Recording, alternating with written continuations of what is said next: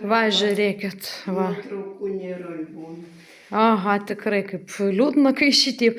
Čia, aišku, dabar jau nuobaigas, kaip pasakyti, čia savanorių darbų. Va, Marytė kaip dirba, kaip pina, pažiūrėkit, kaip fainiai. Darosi viskas, ar ne? O čia atseit už visus daugiau. Tu pagirši. Už visus Marytė daugiausia nupynė. Vargšė Zitutė, kuri suslaužė kojų irgi, kiek kokių gražius vainikus supynė irgi vargšė, nes net nėra, net čia negaliu net jos nufilmuoti, kaip gaila vargšė.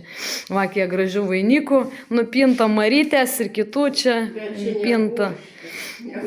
Čia ir mano tokie va darbai vyški. Tai va, kažkiek, nes aš tai nelabai moku vainikų pinti. Tai va. Tik tai yra tie, kurie tikrai išmintingesni, vyresni, tai va ir sugeba. Vyresnė karta daugiau išmano. Sakau, Zitut, pabaikim. Tai mūsų tema pinė.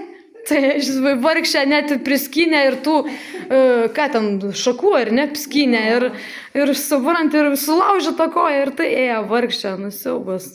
Toks jos darbas buvo, Zitutės gaila nėra, bet nufilmuočiau, parodyčiau, kaip žmogus tikrai gražiai pynė vainikus viską. Tai va, tiek.